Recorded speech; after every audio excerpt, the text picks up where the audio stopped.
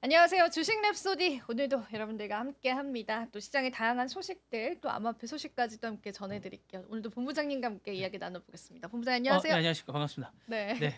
자, 오늘 또 저희가 나눌 이야기 많잖아요. 네. 하나하나 이야기 나눠보겠습니다. 네, 팬들이 코인 소식이 너무 작다고 그러셔 가지고 아니요, 그로부터 저 괜찮아요. 한 아무도 안 아니면 그러시던데요? 한 전혀 20분간 아무도, 해 드려야 될 것 전혀 같습니다. 아무도 네. 안, 아니 분량이 너무 부족합니다. 너무 네. 코인 시간이 작다고 그러셔 네, 가지고 오늘부터 너무 한 제가 20분간 특별 맨날 편성 하니까 분량이 네, 부족합니다. 20분간 네. 해야 될 것 같습니다. 일단 이야기 전해주시죠. 네.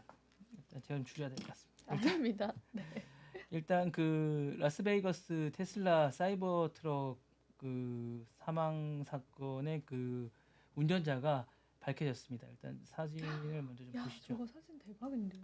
예, 이 사이버 트럭이고요. 분이라고 하면 돼. 이 사람이었습니다. 미 육군 특전단 그 출신이고요. 매슈 앨런 리버스라는 사람이었습니다. 제10 특수부대 소속 현역 군인이고요. 독일에서 근무하다가 휴가 중인 걸로 전해졌습니다. 그리고 이제 그 폭발 현장의 연료통과 요 사진입니다. CCTV를 저희가 긴급 입수했습니다. 이렇게 요 보시면 오른쪽에 사진입니다. 이렇게 보시면 보이시겠지만 제가 지금 보여드리고 있는데 화면에 지금 보이실 텐데 안 보이시나요? 보여요. 예, 보이시죠? 이 화면에 아, 지금 이거 말고요? 또 다른 아니 거. 지금 연결이 안 되고 있는데 연결이 지금 계속 안 되고 있는데 제가 지금 이게 화면 연결이 지금 자꾸 안 되고 있습니다. 잠깐만요. 다시 제가 좀 보여드릴 텐데 연결이 지금 안 되고 있어서 제가 지금 화면을 제가 다시 틀어드리겠습니다. 화면 상태가 고르지 않았습니다. 다시 보여드리겠습니다. 다시 이분이세요? 2분이신데요. 아까 다시 지금 화면을 다시 보여드릴 텐데 CCTV가 지금 보이고 있습니다. 요 분이신데 이제 CCTV로 이제 가고 있는 장면이 보이실 겁니다. 이렇게 해서 이제 보이실 거고요. 이 친구인데 그래서 이제 그 폭발 현장에서 요 사진입니다. 요 보이시는 요 차가 이제 움직이는데 요 사이버 트럭입니다. 연료통과 대형 화약통이 발견됐고 이제 그 리스버그가 조정 장치로 인해서 이제 움직이고 있습니다. 이렇게 해서 이제 장치로 인해서 이제 보이고 스스로 목숨을 끊은 것으로 이제 극단적인 선택을 했던 것으로 보입니다. 같은 날 이제 이게 좀 약간 그 같은 날 이제 또 뉴올리언스에서 픽업 돌진 사고가 해서 또 대규모 사상자가 발생했던 사건이 발생하지 않습니까? 이 사람도 사실은 퇴역 군인이라 이게 약간 뭔가 좀 뭐 연관성이 있는 게 아닌가라고 이제 생각이 들었었는데 여기 동그라미 지금 보이시죠? 이제 특정해서 이제 사이버 트럭을 제가 보여드렸었는데 이게 좀 약간 특이한 건 이 두 사람 범인이 동일한 차량 공유 앱을 이용했다는 게 좀 특징적인 겁니다. 그래서 이제 이게 공유 앱을 이용해서 차량을 빌렸다는 게 본인 차량이 아니에요.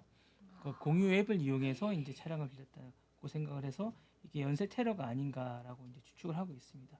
FBI는 이번 폭발 사건이 이제 연관성을 조사하고 제가 어제 말씀드렸잖아요. 뭔가 연관성이 있는 게 아닌가라고 생각을 하셔서 많은 분들이 이제 생각을 하고 계신 것 같아요. 그래서 전반적으로 그런 부분들에 대해 의심을 하고 있는 것 같고 조사 초기 단계라서 이제 가능성이나 결론을 내지 않고 있습니다. 여러 가지 열어놓고 이제 조사를 하고 있습니다. 그리고 이제 이 사건 현장이 좀 호텔 정문이라는 점을 좀 중요시하고 있습니다. 그러니까 이게 사실은 단순히 주차장 쪽에 이제 뒤쪽에 지금 이게 폭파한 점이 그 뒤쪽이거나 이랬으면 이제 단순히 이게 뭔가 의도를 가지고 그런 게 아니라고 생각을 할 텐데 정문에서 터졌단 말이에요. 이 폭파가 발화점이. 그래서 사실 이게 약간 뭔가 많은 사상자를 의도했던 게 아닌가. 이게 이제 정문에 터졌으면 뭔가 다른 사상자도 이제 이날 이 사람밖에 다치지 않았지만 다행히 뭐 이게 그 뉴올리언스처럼 많은 사람이 다칠 수 있었던 개연성도 있습니다. 왜냐하면 이게 정문이라는 점이라는 거에 이제 약간 많은 것들이 이제 테러가 의심되는 점이죠. 그래서 이제 테러에 관해서 이제 미국이 약간 비상 체제로 들어섰습니다. 여러 가지로. 그러니까 ISIS가 뭔가를 한 게 아니고 왜냐하면 이제 뉴올리언스는 ISIS 단독 범인으로 추정을 하고 있는데 뭔가 지금 미국 전역에 새해를 맞아서 뭔가 메시지가 내려온 게 아닌가라는 그런 생각을 하고 있는 것 같아요. 계속 테러가 있고 그렇네요. 트럼프가 이제 1월 20일 날 취임하니까 그에 그죠? 맞춰서 뭔가 대대적인 뭔가를 하고 있고 이제 이스라엘이 지금 뭔가 또 팔레스타인을 하는 이런 과정에서 뭔가 또 있는 게 아닌가 요런 뭔가를 지금 계속 추측을 하고 있습니다. 그래서 이게 단순히 이제 그러니까 차량 공유 앱, 폭발물 관리 그리고 군인이 껴 있다는 점, 예, 파견 그렇네요. 군인들이 껴 있다는 점들. 그러니까 보통 보면 이제 그 해외 파견됐던 군인들을 이 ISIS가 정신 이렇게 약간 뭐 이렇게 회유를 해서 뭔가를 하는 이런 것들이 많이 있습니다, 미국에서. 그러다 보니까 이런 많은 것들을 이제 다방면을 열어놓고 FBI가 조사를 하고 있는 것으로 지금 추정하고 있습니다. 그래서 이런 게 아닌가라고 충분히 추측하고 있습니다. 합리적인 의심일 수 네, 네, 네. 있겠습니다. 그러니까 여러 가지를 놓고 제가 이제 또 이제 보고 있는데 제가 볼 때 이게 좀 약간 그런 개연성이 좀 있는 것 같습니다. 제가 볼 때. 예. 새해 첫날이고 그리고 많은 사람들을 다치게 할 수 있는 공공 장소고 그리고 이제 어디 뒤쪽이 아닌 많은 사람들이 오픈된 장소에서 그러니까요. 폭발물이 터졌다는 점에서 이게 그것도 일론 머스크의 그 네, 네, 개발된 네, 네, 차량으로 네, 네, 그죠? 맞습니다. 테슬라의 예, 예, 차량으로 네. 굳이 굳이 그죠? 그렇게 돼 있다는 점. 굳이 그걸로. 네, 네. 그리고 이제 트럼프 측근 가까운 사람이라는 점 이런 점들이 그렇게 돼 있다는 것들이 그렇게 돼 있는 것 같습니다. 그리고 현역 군인이라는 점이 저는 약간 더 그렇네요. 예, 그렇게 돼 있다는 점들이 그렇게 돼 있는 것 같습니다. 그 해외 파견이 돼 있다는 경력들이 다 있어서 그런 부분이 많이 노출돼 있는 거죠. ISIS 쪽에 많이 노출돼 있는 이런 군인들이라는 점들이 저는 약간 합리적 의심을 하게끔 하는 약간 그런 게 좀 있는 것 같습니다. 네, 합리적 의심일 수 있겠습니다. 네, 네. 자, 다음 소식 잠깐 전해드릴까요? 네. 네. 자, 다음 소식 잠깐 전해드리겠습니다. 네. 잘 안 넘어가네요.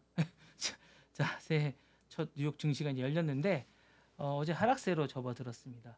테슬라가 6% 하락했습니다. 이게 사실은 제가 볼 때는 여러 가지 이유도 있겠지만 어제 이제 테슬라가 인도량이 있었습니다. 하반기, 4분기 인도량이 있었는데 사이버 트럭 때문은 아닌 것 같습니다. 많은 분이 사이버 트럭 때문에 테러가 아닌가라는 생각을 그건 하시는데 아니고 그죠? 이제 인도량이 예상치보다 좀 떨어졌습니다. 그러다 맞아요. 보니까 이제 그 인도량의 그 예상치가 좀 있었던 것 같고 저는 그것도 있지만 아무래도 이제 비아디가 많이 쫓아오는 이 부분도 좀 있는 것 같습니다. 전기차 부분 이런 부분들이 이제 위기감이 좀 있는 게 아닌가라는 부분도 있고 그리고 저희가 볼 때는 그것도 좀 있는 것 같아요. 차가 너무 많이 올랐어요. 맞아요. 이제는 예, 이제 고점 부담감이 이익 있죠. 실현을 좀 하는 게 음. 아닌가라는 생각도 좀 있습니다. 그리고 이제 취임이 다가오면서 이익 실현을 하는 부분들이 좀 계시지 않나라는 생각이 맞아요. 너무 많이 올랐습니다. 테슬라가 맞아요. 사실은 거의 뭐 $100 후반대에서 지금 거의 $400 뭐 중반대까지 올랐으니까 이게 400 후반대 뭐 고점일 때는 $400 후반대니까 거의 2.5배 정도 올랐거든요. 그러니까 이익 실현을 할 때가 좀 됐습니다. 사실 그래서 이제 그런 게 아닌가라는 생각이 좀 들고요. 엔비디아는 3% 정도 상승했습니다. 그래서 전반적으로 새해 첫날이지만 이제 산타랠리가 좀 안 되고 있는 부분이 그대로 지금 넘어오고 있는 그런 겁니다. 그래서 출발이 다소 부진합니다. 그래서 다우존스 30 산업 평균 지수도 전날 대비해서 0.36% 하락했고요. S&P 500도 좀 내렸습니다. 그리고 기술주 중심의 나스닥도 전반적으로 이제 하락한 그런 분위기를 지금 하고 있습니다. 그래서 전반적으로 산타랠리가 그대로 이어지지 않고 있는 이런 분위기입니다. 그리고 이제 초반에 좀 강세로 시작을 했는데 이게 좀 그 테러나 이런 분위기 전반적으로 이제 기술주들이 이제 강세가 안 되고 장을 이끌어가던 테슬라가 힘을 발휘하지 못하면서 좀 이제 장이 안 좋아지면서 전반적으로 다 하락하는 분위기가 됐습니다. 그리고 이제 애플도 약간 이제 좀 이따 좀 안 좋은 소식이 좀 있는데 그 부분이 이제 영향을 미치면서 중국에서와 이런 것들이 약간 안 좋으면서 그러니까 사실 애플하고 테슬라가 많은 걸 이끌어갔었는데 이게 좀 하락을 하면서 이제 투자 심리를 위축시켰습니다. 그러다 보니까 전체적인 뉴욕 증시가 좀 하락하는 분위기가 됐고요. 다만 엔비디아만 조금 상승했습니다. 3% 정도 상승을 하게 됐고 그러면서 이제 전반적으로 이제 부진한 약간 그런 분위기를 이끌어가고 있는 그런 추세입니다. 오늘 저녁이 이제 장이 어떻게 될지 좀 궁금한데요. 그래서 좀 그렇네요. 지켜봐야 될 것 궁금하네요. 같습니다. 네. 근데 이게 뉴욕 증시에는 이런 설이 있대요. 징크스라고 하죠. 새해 첫 거래일날 하락하면 연간으로는 상승한대요. 그게 이제 왜 그런 징크스처럼. 거죠? 그냥 그들의 어떤 징크스 같은 네. 거죠. 그래서 하락을 했으니까 네, 그게 어떤 여러 가지로 증명이 된 겁니까? 뭐 몇 회 데이터 데이터로 증명이 통과로 된 네, 건가요? 그러니까 몇 번 예. 빈도적으로 네, 네, 이제 네, 네. 새해 첫 거래일 네, 하락하면 네. 상승을 하더라. 요런 또 예, 예. 썰이 있어서 네, 네. 내심 그런 걸로 또 이제 미국 투자자분들은 위안을 기대를 삼는 건가요? 네, 올해 위안을 삼으신 투자하시는 것 분은 뭐 같더라고요. 한번 네. 한번 해보시죠. 연말에 잘 안 맞으면 우리 이정 아나운서는 네, 아닙니다. 아닙니다. 네, 그런 네. 일이 있다고 합니다. 네, 네. 네, 네. 한번 보시면 좋을 것 같고요. 일단은 뭐 그리고 이제 이거는 그냥 한번 보시라고 제가 이제 준비한 건데요. 이제 요거는 아까 얘기했던 이제 ISIS 연계 여부가 불확실하다는 얘기고 개인 음. 범행으로 일단 단독 범행으로 이제 추정해서 이제 결론을 내린 것 같습니다. ISIS 연계 여부가 이제 결론이 난 것 같고 브리핑을 통해서 이 부분은 용의자 혼자 범행했을 가능성이 크다고 봅니다. 그리고 FBI 부국장이 현재까지 다른 공범이 존재하지 않는다고 생각을 하고 있는 것 같습니다. 텍사스 출신의 이 삼수딘 자비르라는 게 이제 IS 깃발이 발견됐고요. 조직적 범죄가 은채 많은 사람이 다쳤어요. 죽었고 다쳤기 때문에 거의 뭐 15명이 죽고 거의 뭐 엄청나게 많은 사람들이 다쳤기 때문에 그래서 많은 사람들이 이게 뭐 혼자 했을 가능성이 없다고 생각했는데 FBI는 일단 단독 범행으로 거의 결론을 내린 것 같습니다. 그리고 아까 말씀드렸다시피 이제 그 사이버 트럭 사건하고도 연계한 걸로 이제 두 사건을 찾고 있는데 사실은 거리도 있고 그다음에 이제 사용됐던 것들의 트럭 종류도 다르고 다만 이제 뭐 같은 날 이제 폭발물이 터졌다는 거 하고 이제 군인이라는 점 그리고 공유 앱을 이용했다는 거 말고는 공통점이 없어서 이제 찾기가 좀 어렵습니다 사실. 그래서 이제 여러 가지가 있어서 이제 그래서 요 부분에 관해서 이제 얘기가 좀 되고 있고요. 다만 이제 여기는 ISIS가 연관돼 있지만 저쪽은 이제 그런 게 없어서 그 부분에 대해서 이제 그냥 단독 범행으로 추정을 하고 있습니다. 그래서 이 부분에 관해서 이제 좀 생각을 하고 있는 것 같고요. 이 소식도 이제 들어오는 대로 여러분들에게 좀 말씀드리도록 하겠습니다. 어쨌든 미국은 좀 여러 가지로 좀 약간 새해 첫날부터 사건 사고가 많은 것 같습니다. 그렇네요. 제가 조금 이따 또 항공기 사고가 좀 있었는데요. 아, 그 사고도 잠깐 제가 네. 이제 현장을 잠깐 또 보여드리고 어렵게 제가 영상을 좀 준비했습니다. 그러니까 그 부분도 좀 잠깐 보여드릴까 하고 있습니다. 네. 좋습니다. 네. 자, 예, 이걸 왜 만들었는지 잘 모르겠는데 제가 볼 때는 이제 엑스머니. 엑스머니를 만들었더라고요. 그러니까 이게 원래는 이제 그 SNS 트위터죠. 예전에 이제 X의 새 플랫폼이 엑스머니를 출시할 예정이라고 합니다. 원래는 이제 뭐 이런 거에 대해서 이제 뭐 기본적으로 이제 저는 왜 안 만들었을까 생각을 했어요. 기본적으로 이제 예전에 이제 이걸 뭐 어차피 이 기본적으로 제일 먼저 이런 개념을 만들었던 게 이제 일론 머스크다 보니까 페이팔에 이런 것들을 기본적으로 제일 먼저 만들었던 게 이제 일론 머스크 아니겠습니까? 그러니까 저는 이걸 만들지 않을 이유가 없다고 보는데 어차피 가상화폐에 대해서도 앞서가고 있고 그 다음에 이제 이런 핀테크 쪽에서도 앞서가는 건데 저는 이거를 어디다 쓸지 잘 모르겠어요. 예. 그러니까 엑스머니가 그 어디에 쓰이는 거래요? 그 X 그 플랫폼 안에서 쓰이는 걸까요? 그러니까 이 안에서 활용을 쓰이지는 하는 않을 것 같아요. 어. 이 안에서 쓰일 새가 없어요. 왜냐하면 여기서 뭐 그쵸, 뭐 쓸 게 없는 결제할 거죠. 게 그러니까 없죠. 다만 이제 네. 이걸 기반으로 해서 이제 다양한 이제 사업을 하게 되겠죠. 뭐 핀테크 사업을 통한 이제 이게 플랫폼이니까 이 플랫폼을 기반으로 해서 다양한 진출 사업을 하게 되는 거겠죠. 그러니까 제가 볼 때 AI 어떤 사업을 이제 자기네들 서비스를 할 때 그 서비스를 결제 이제 보시나 이런 것들을 하게 될 거 아니겠습니까? 여기서 이제 AI 서비스가 이제 유료화되거나 이랬을 때 그것을 결제하는 걸 이걸로 결제하게 되거나 이 머니로 결제해야 되거나 이런 것들을 결제 서비스를 이걸로 하게 되지 않을까라는 생각이 드는 거죠. 그러니까 어떤 결제 창이 필요하게 분명히 될 거거든요. 자기네들이 한 서비스를 필요할 때 그 결제 그렇네요. 창에 있던 이런 것들을 이 머니로 하게 되는 거죠. 그러니까 결제를 뭔가로 해야 되는데 그 금융 시스템을 이걸로 결제하게끔 하는 거죠. 자신들의. 그리고 이제 기본적으로는 이걸 만들었을 때는 이제 기본적으로 테슬라 차를 살 때 이걸로 결제하게 되거나 이런 식이 해야 되는 거죠. 예. 기본적으로 이걸 거치게 되면 모든 걸 다 이걸 결제하게 되면 그 수수료나 많은 것들을 시스템을 이용할 수밖에 없는 거죠. 근데 이제 그런 얘기도 들었어요. 그 산업적으로 기업들의 최종 목적은 특히나 플랫폼 기업에 해당하기도 하지만 전체적으로 최종 목적은 은행이라고 했어요. 그래서 왜 우리가 카카오도 이제 카카오뱅크를 출시하고 또 여러 이제 핀테크 기업들이 뱅크 쪽으로 가는 게 일단 고객 정보가 있으면 그걸 가지고 가장 잘 활용하면서 수익을 내기 쉬운 분야가 이제 은행 쪽이다 보니까 지금 스타벅스도 이제 사람들이 평가하는 게 은행으로 평가를 하더라고요. 은행의 밸류로. 왜냐하면 스타벅스가 사이렌 오더 같은 것들 하면서 이제 많은 고객들의 정보랑 결제 시스템을 거기다 넣었잖아요. 카드도 판매를 하고 그리고 여기서 자동으로 결제하게끔 그런 것도 연동이 다 되어 있잖아요.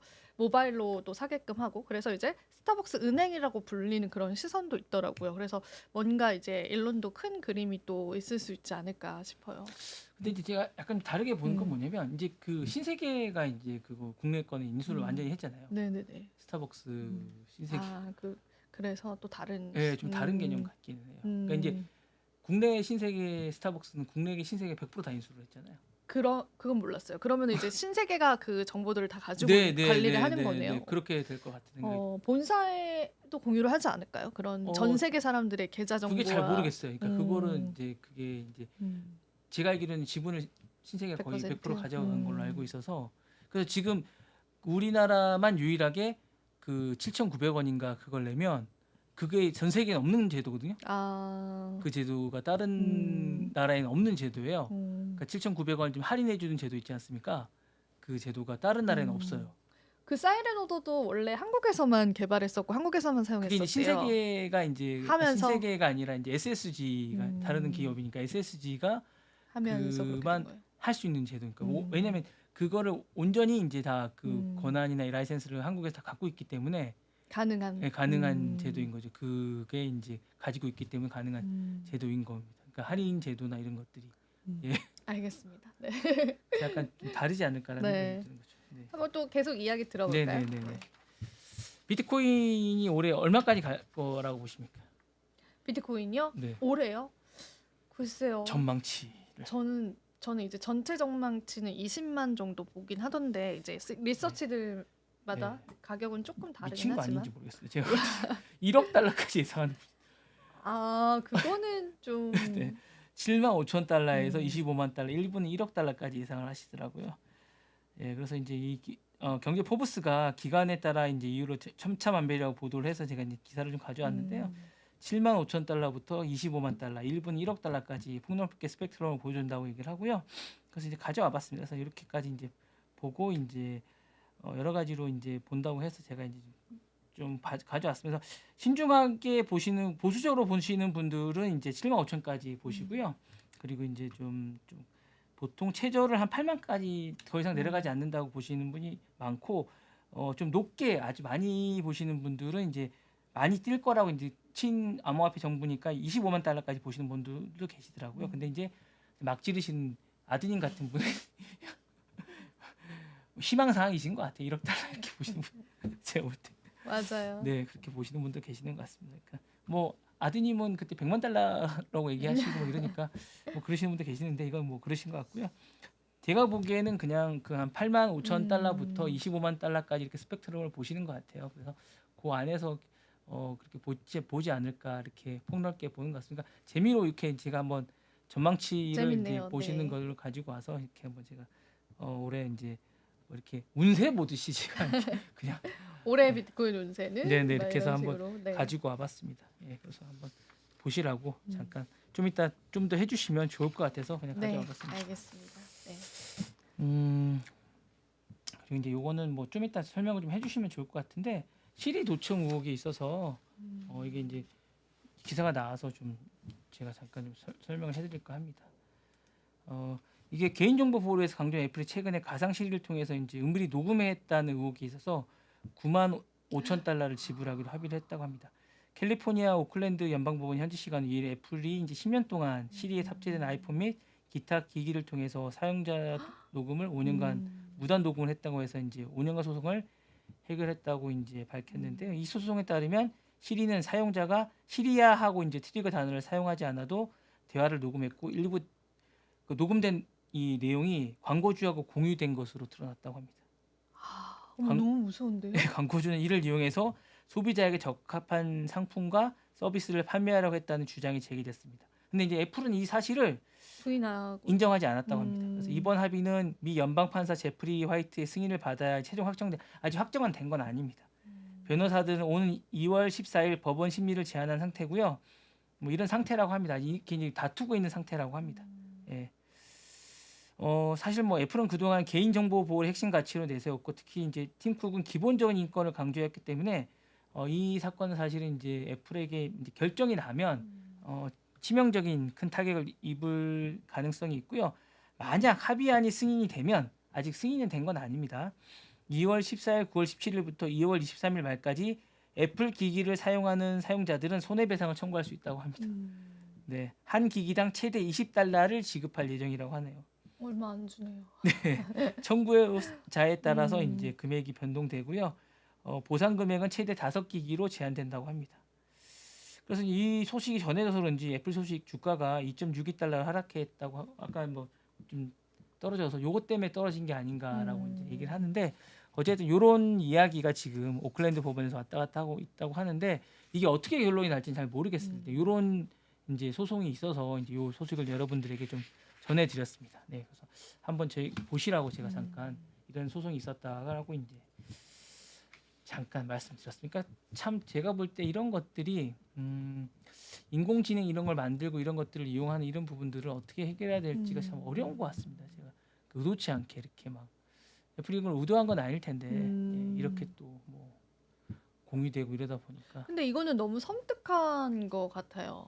그 어쨌든 그러니까 이게 우리의 그런 일상을 녹음을 하는 거잖아요. 네네네. 요즘에 홈캠도 논란이 많이 되고 있잖아요. 그러니까 이게 뭐 그리고 이제 여기 우리 공유 촬영할 때 이렇게 뭐 이렇게 쭉 옮겨 다니면서 뭘 서치하잖아요. 네. 정보를 네. 구글 뭐 처음에 구글 같은 것 막 서치하잖아요. 그런 것들도 사실은 저희가 이제 뭐 와이파이 번호나 이런 걸 막 서치한다고 많이 그랬던 적이 있었던 것 같아요. 그래서 그것도 이제 뭐 개인 정보를 수집한다고 해서 막 논란이 많이 됐던 것 같은데. 저는 너무 섬뜩한 것 같아요. 네네 네, 그런 거. 이게 사실. 근데 뭐 털어도 뭐가 나올 사람은 아니지만 그래도 뭔가 불쾌하고 네네. 광고주한. 근데 뭐 아직 확실히 된 건 아니죠? 네 맞습니다. 이제 약간 이런 지켜봐야 논란이 되겠죠. 있어서 지금 이제 확정이 되고 이제 판사가 판결을 내려야 이제 땅땅땅 두들겨야 되고 이런 것들은 계속 이제 어쨌든 논란이 일단 되고 있다는 것 자체가 이제 뭔가 애플한테는 썩 좋은 건 아니라서 이게 주가에 영향을 미친 게 아닌가라는 생각이 듭니다. 아이폰이 이제 녹음이 되잖아요. 네네. 그래서 제가 녹음 기능을 사용을 해봤는데 그 녹음이 됩니다라고 딱 나오더라고요. 명시가 되더라고요. 통화를 같이 하는 분한테. 그래서 이제 그분 그냥 시험 삼아 해봤는데 되게 흠칫 놀라시더라고요. 지금 녹음하는 거야 이러면서. 그래서 네. 그게 아니라 테스트 해봤다고. 근데 이제 녹음 기능은 되더라고요. 아 통화 중에 녹음이 됩니까? 네, 통화 중에 녹음이 돼요. 아. 그래서 그걸 누르면 녹음을 시작합니다. 이렇게 해서 양쪽에게 다 들려요. 그래서 몰래는 녹음이 안 돼요. 아 원래 이제 SK에서 사용하는 녹음 기능이 있어요. 아, 저절로 녹음하는 SK 서버에 녹음되는 기능이 있어서 저는 이제 통화할 때 그 자동으로. 기능을 쓰거든요. 아, 그래요? 텍스트로도 되고 그 기능이 있어요. 그래서 이제 저는 그 기능을 그것도 돈을 내야 되나요? SK 사용자들 무료로 사용자들 씁니다. 무료예요? 예, 이제 그건 다만 이제 그 녹음 내용이 SK 서버에 저장이 돼서 되기는 하니까. 예, 그래서 텍스트로도 되고 그래서 이제 저랑 이제 통화를 하시면 그 통화가 이제 SK 서버 제 핸드폰에 그렇게 되는 거군요. 예, 지금 AI처럼 이제 녹음이 지금 거의 다 저 대화는 다 녹음이 되기 때문에 저절로 되더라고요. 예. 그런 것도 뭐 약간 양날의 검이죠. 뭔가 네. 그죠? 그런 그래서 이제 부분들. 저절로 녹음이 돼서 사실은 이게 다 들어가 있더라고요. 저도 모르게.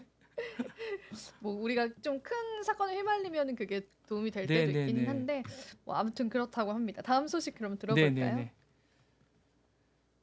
자, 그 애플하고 하웨이가 이제 중국에서 이제 대규모 할인 프로모션 전쟁을 하고 있습니다. 그래서 사실은 애플이 이제 지금 되게 어떤 그 판매가 막 떨어지고 있습니다. 중국에서. 그러다 보니까 최근에 정책을 올해부터 많이 대규모로 지금 하고 있습니다. 그래서 애플이 이제 올해부터 이제 할인 정책을 계속 많이 하고 있습니다. 그래서 상반기부터 1월 달부터 대대적인 할인 정책을 하고 있습니다. 그래서 이 부분도 이제 애플이 이제 중국에서 어떻게 반영이 될지 잘 모르겠습니다. 그래서 지금 중국 쪽에서 이제 하웨이하고 정책적으로 이제 경쟁을 함에 있어서 좀 공격적으로 하고 있는 것 같아요.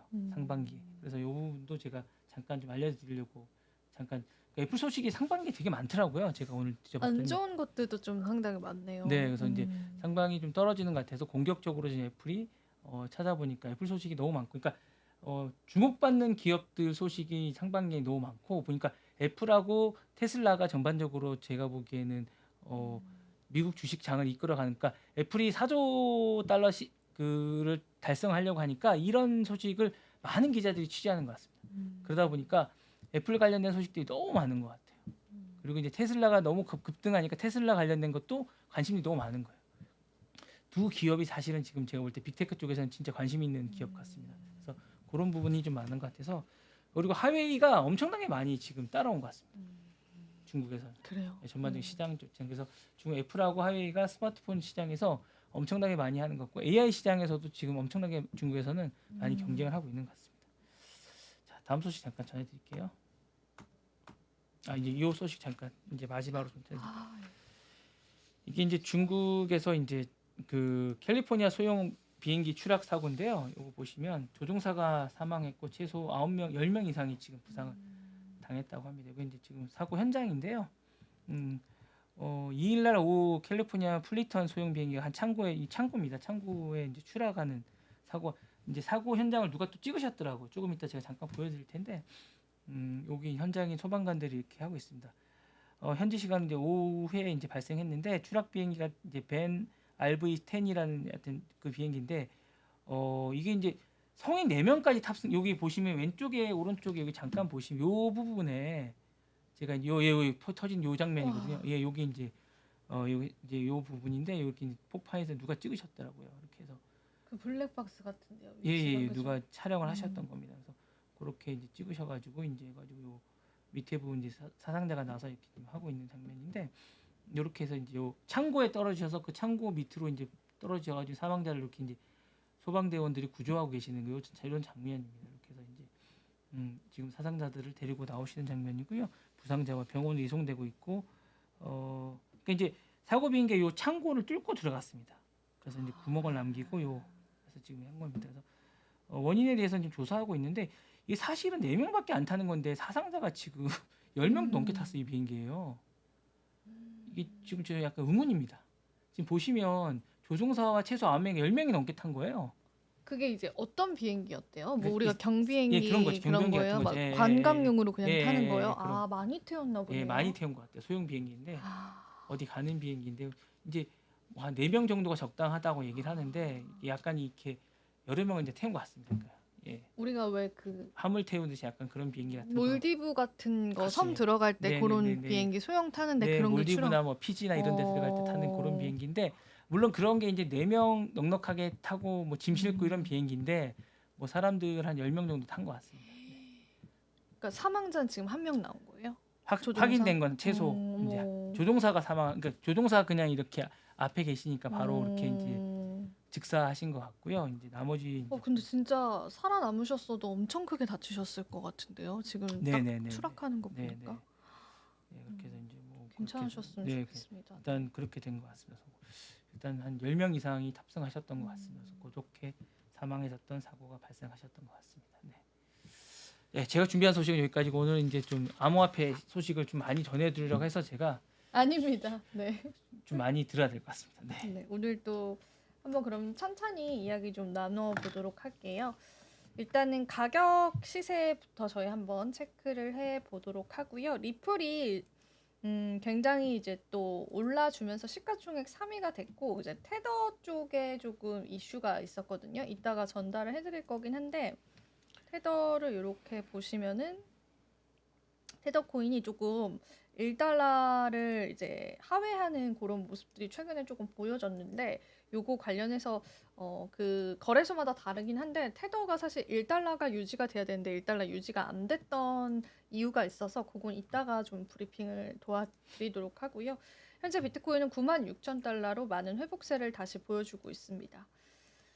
보시면 이제 리플이 테더 시가총액을 좀 뛰어넘었어요. 사실 이제 이 3위와 4위가 조금 박빙이기는 한데 이제 리플이 이제 또 상승을 했는데 지금 SEC가 항소 중이잖아요. 리플이랑 소송하면서. 근데 그 항소에 관한 서류 제출 기한이 15일이에요. 근데 그 15일 날 서류 제출이 어떤 스탠스로 서류가 제출이 되느냐. 그러니까 물론 이제 트럼프가 20일 날 들어오면서 집권을 하고 폴 애킨스로 바뀌긴 할 거지만 지금 현 체제는 게리 겐슬러 체제고 이 소송 자체가 게리 겐슬러가 체제였을 때 이루어졌었던 소송이기 때문에 아직 진행 중인데 요때 SEC의 스탠스에 따라서 가격 변동이 있을 수 있다고 하더라고요. 리플 쪽은. 그래서 15일이라는 일정을 투자자분들은 기억을 해보시고 물론 되게 좋게 반영이 될 수도 있고 아직도 SEC가 좀 강경하거나 굉장히 보수적으로 대한다라고 한다면 또 가격적으로는 안 좋을 수도 있거든요. 그래서 15일 요거를 여러분들이 조금 기억을 해두시면서 리플 코인 보유자분들은 한번 그 근방에서의 가격에 가는 변동성들도 살펴보셔야 될 것 같아요. 그래서 현재 리플 코인은 뭐 흐름은 양호하지만 SEC에 관한 추가 세월호 저출에 관한 그런 이슈가 있다라는 거 리스크가 될 수도 있고 호재가 될 수도 있습니다. 여러 가지 방면으로 보시면 되고 여기 코인에는 없지만 일론 머스크가 얼마 전에 또 띄었던 AI 코인이 있잖아요. 그 프로필 사진을 변경을 해서 막시무스 코인이었나? 그 코인 이제 저희 채널에도 막 뉴스로 올라가 있는데 그게 이제 또 일론 머스크가 프로필을 다시 변경을 하면서 또 급락을 했다고 합니다. 그래서 요런 투자하실 때는 좀 주의를 하셔야 될 것 같아서 그거 한번 더 말씀을 드리고 그다음에 오늘 제가 잠깐 뉴욕 증시 관련해서 이제 연간 섹터 수익률 한 번만 짚어드리면 좋을 것 같아서 이게 블룸버그랑 이제 메리츠 증권 쪽의 자료인데 좋을 것 같아서 한번 봤는데 상반기 하반기 이제 수익률 비교를 하면은 이제 연간 엔비디아가 171%, 메타가 66, 테슬라가 63, 아마존이 44%, 구글이 36%, 그리고 마이크로소프트, 애플 요런 순으로 되어 있습니다. 그래서 연간 이제 수익률 보시면 되고 그리고 여기 보시면은 S&P 500의 연간 수익률 상위 종목에는 어떤 게 많이 올랐나? 엔비디아가 제일 많이 올랐고 유나이티드 에어라인즈 그리고 저도 잘 모르는 기업들도 있는데 여기 보면 엑손 엔터프라이즈, 브로드컴 이런 것들이 좀 많이 올랐고 좀 하위 수익률은 슈퍼 마이크로 컴퓨터는 이제 사실 논란이 좀 있었었죠. 저희도 이제 랩소디에서 다뤘었는데 요런 쪽도 이제 하위 수익률이고 인텔도 크게 빠졌습니다. 작년에 그래서 모더나는 이제 제약바이오주죠. 요런 기업들이 있다고 보시면 되고 이게 딱 보면 이제 섹터적인 흐름들이 확실히 좀 있었고 이제 M7 그리고 그 외 S&P 순이익 전망치 성장률을 보면은 우리가 지금 2025년도에 왔잖아요. 요때 이제 전망치를 보면 매그니피센트 세븐에 관한 요 성장률들은 확실히 줄었다. 2023년도에 엄청난 성장률을 기록을 했었죠. 요런 전망치들은 좀 줄었다고 보시면 되고 그다음에 기술 섹터가 그럼 여전히 2025년도에도 강할 것이냐? 물론 이제 기술 섹터 제외한 다른 이제 섹터 대비해서는 강하지만은 이런 폭발적인 성장률까지는 아직도 월가에서는 그만큼의 성장률은 보이지 않을 것이다라는 보수적인 관점이 좀 있어요. 그래서 미국 투자하시는 분들은 참고를 같이 해보시면 좋을 것 같아서 가지고 왔고요. 그리고 테더 이야기 해볼게요. 테더 이제 스테이블 코인이 여기 보이시면은 좀 급락을 했거든요. 테더가.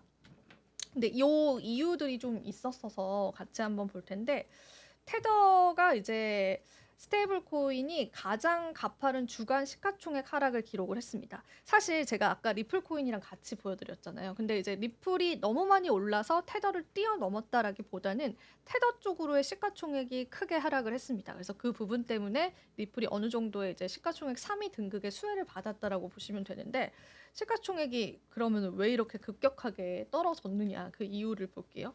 미카라고 해서 이제 유럽 연합에서는 암호화폐 규정안이 있어요. 유럽 연합의 어떤 그런 경제 정책들이 굉장히 잘 되어 있잖아요. 이게 이제 본격적으로 발효가 된 이후에 그 다음에 테더의 시가총액은 1.2% 가량 하락을 했는데 일단 이 가치, 이 급락은 FTX 붕괴 이후에 가장 큰 하락폭의 급락이었다라고 합니다. 그래서 이 미카의 내용을 보니까 EU 내 스테이블 코인 발행자에 대한 준비금과 유동성 의무화 등의 엄격한 규제 요건을 규정하고 있습니다. 그러니까 쉽게 이야기하자면 우리가 빅테크 관련해서 이야기할 때도 유럽 쪽에서 좀 소송이 많이 걸렸다. 유럽 쪽에 범칙금을 받게 됐다. 이런 내용들 많이 다뤘잖아요. 암호화폐 시장에서도 마찬가지입니다.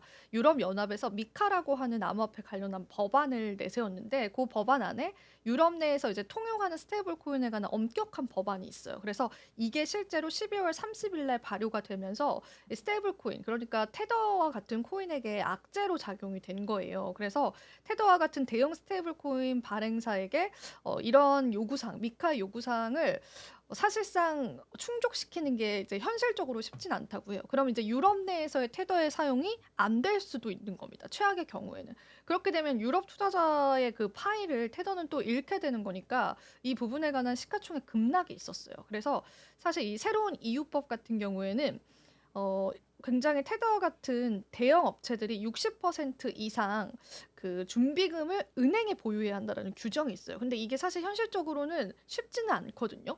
그래서 이 부분들이 이제 테더 쪽에 악재가 될 수가 있고 유럽 내에서 스테이블 코인 사용에 관한 규제가 있을 수 있다라고 해요. 그래서 사실 이 유럽 연합이요. 정말 이제 글로벌 경제로 봤을 때 만만치 않은 또 하나의 연합이기 때문에 이거를 무시할 수는 없지만 이 부분에 관해서 과연 테더가 그 규정을 충족시킬 수 있을지에 관해서 물음표가 되어 있어요. 그래서 유럽 쪽에서 테더가 쫓겨날 수 있다. 쉽게 이야기하자면 요런 이제 가능성들이 부각을 받으면서 테더 시가총액이 좀 급락을 했다. 그거 한번 여러분들 체크해 보시면 좋을 것 같고요. 그리고 이제 비트코인 ETF가 전날 유출을 했는데 여기서 이게 유출 자체가 중요하다라고 보다는 블랙록에서 역대 최대 순 유출이 일어났다라고 합니다. 그래서 블랙록의 비트코인 현물 ETF IBIT에서 3.31억 달러 하나로 4,849억 원 상당의 순유출이 집계됐고 지난해 12월 24일 기록된 역대 최대 유출액을 경신했다라고 하는 그런 부분들이 나옵니다. 이게 사실 어떻게 해석을 해볼 수가 있냐면 지금 코인베이스 프리미엄도 줄어들었다라고 했잖아요. 그래서 미국 내에서 비트코인에 관한 수요와 투심이 사실상 좀 많이 지금 줄어들고 있는 상황이에요. 그래서 그런 부분들이 사실 최근에 시장은 이제 미국 투자자분들이 올렸다라고 해도 과언이 아닐 정도로 이제 코인베이스 쪽의 프리미엄도 굉장히 높았었는데 그 코인베이스 프리미엄 관련한 지표는 제가 지난 시간에 보여드렸잖아요. 근데 실제로 요 이제 IBIT 가장 미국인들이 많이 사용하는 비트코인 현물 ETF 쪽에 관한 역대 최대 순유출이 나타났다는 거는 그만큼 또 시장에서 비트코인에 관한 미국 투자자분들의 수요도 어느 정도의 소강 상태에 들어섰다. 그렇게 해석을 해보면 되겠고 물론 급반등할 가능성도 있기는 합니다. 하지만 지금 시점에서는 그런 데이터 집계 자료가 나왔다라고 보시면 되고 이게 진짜 웃긴 게 2024년도 1월 1일부터 2025년도 1월 2일까지의 집계표잖아요. 보시면 여러분 순유출이 그렇게 많지가 않아요. 대부분 여기 보시면 이게 순유입일 때 파란색으로 표시가 되는 거고 유출은 빨간색으로 표시가 되는 거거든요. 대부분의 이제 유입이었어요. 대부분. 특정한 날들을 빼고는. 물론 이제 소폭의 유출은 좀 빈번하게 있었지만 근데 이렇게 역대로 큰 유출이 있었던 거는 또 굉장히 이례적이기 때문에 지금의 또 시장 수요에 관해서 우리가 한 번은 고심해 볼 필요가 있는 시점인 것 같습니다. 같이 한번 살펴보시고 요거는 이제 코니스에서 가져온 자료인데 미국의 암호화폐 채굴 기업인 마라홀딩스의 CEO가요.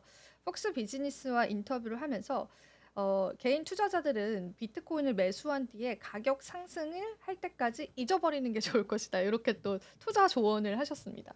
근데 사실 좀 그렇기는 하죠. 비트코인이 지금이야 10만 달러 돌파를 했지만 고 이제 몇 달 전 그리고 몇 년 전만 해도 19,000달러까지 떨어졌었거든요. 그러니까 이게 우리가 견딜 수 있는 시장의 이제 등락폭이라고 하기에는 물론 비트코인은 지금 이제 좀 그래도 단단한 기조로 가고 있긴 하지만 알트코인은 더 심하겠죠. 그래서 근데 일단 비트코인 쪽에 가치를 많이 부여를 하는 그런 트렌드이기 때문에 그래서 비트코인은 매년 평균 29에서 50% 상승했고 2025년에는 뭐 ETF를 통한 지속적인 자금 유인과 트럼프 2기 행정부의 우호적인 규제 환경 조성 등 가격 상승에 관한 촉매제가 여전히 있다라고 봤습니다.